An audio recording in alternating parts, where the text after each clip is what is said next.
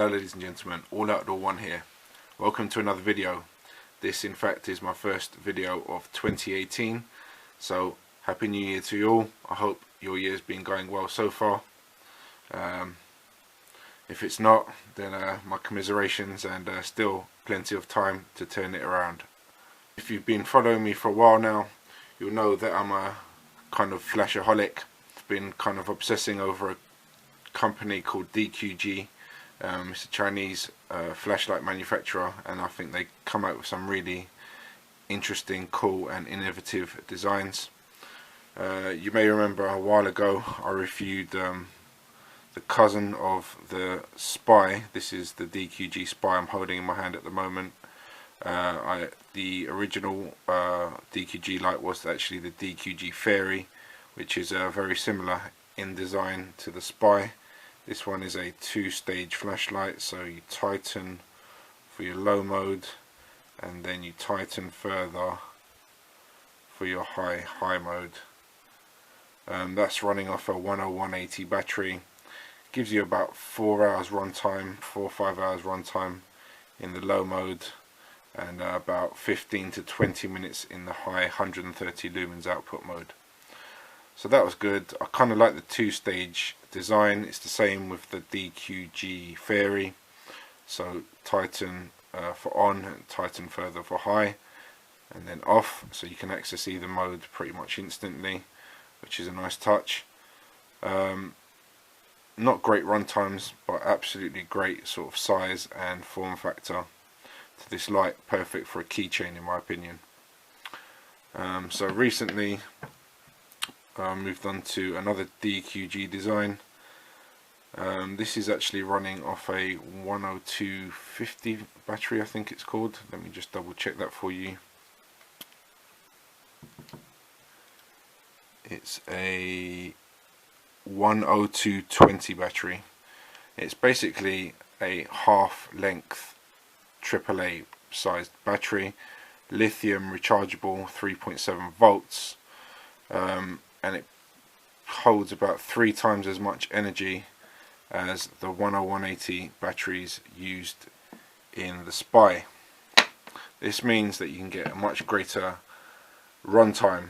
The output isn't significantly higher, although this version has a sort of semi-reflector in there and a spherical lens to give some focus to the beam, so definitely throws a lot further than both the DQG Spy and the Fairy. This has gone back to a traditional kind of flashlight user interface, which is tighten for on and then on and off again to go into the next mode, so forth. They've actually gone to 3 modes, and it always comes on in the low mode once it's been off for more than a few seconds, and that's a feature I actually quite like. So you've always got access to the low mode, so there we have it. And this low mode gives you quite a decent runtime. I think it's about 15 hours, probably about 10 lumens, maybe less. I think it states about 4 lumens in the paperwork. But yeah, that's a nice amount of runtime for such a small light. Let's just go for a quick size comparison.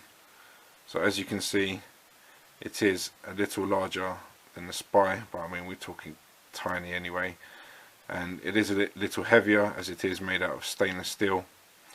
So another good reason it's a nice keychain light, stainless steel, with added durability there. There's no knurling as such for grip, but as it's so small, it's quite easy to exert enough pressure to actuate the head.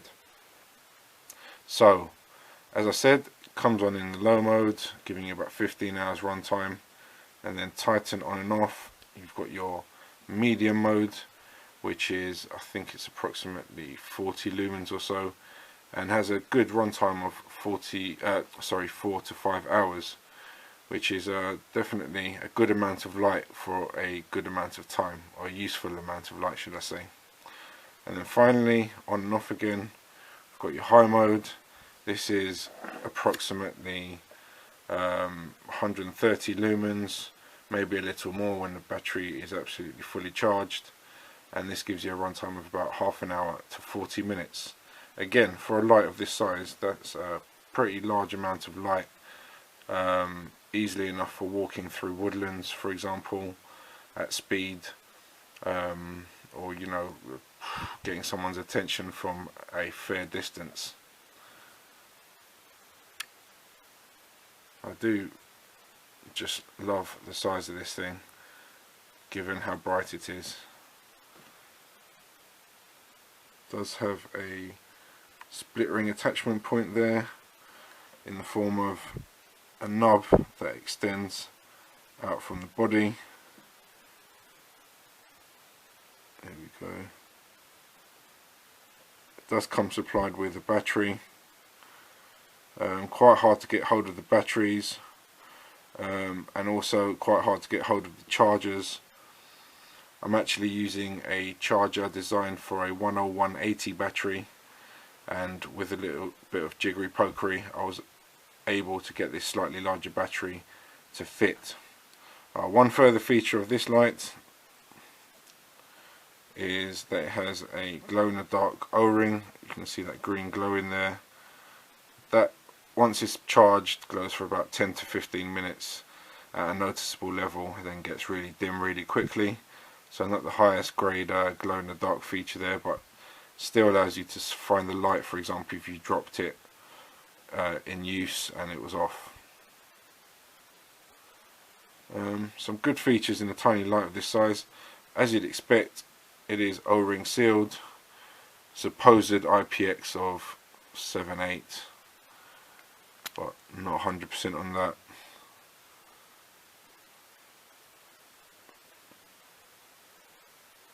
This one doesn't seem to shred the O-rings, so that's always a good sign, and does kind of thread pretty smoothly.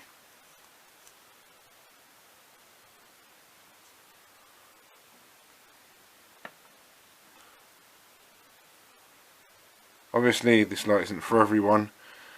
It's not that dear, and it does run on rechargeable batteries. Obviously you can't get these batteries that easily, so that is the downside. But for a little keychain torch, when you've got access to a charger regularly, this is ideal. I love the size of this thing, and it feels solid. The walls are pretty thick on this stainless steel, so I doubt durability will be an issue. So that's another cool little light from DQG.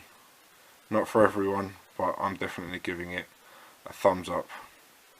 So this has been another All Outdoor One review of another great DQG light. If you like the review, don't forget to subscribe and hit the thumbs up button. Also, don't forget to check out my website, alphabushcraft.com.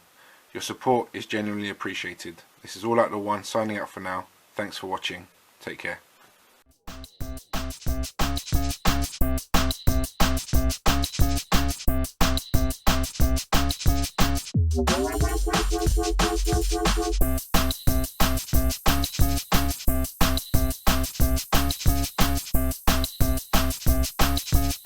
Welcome to the party.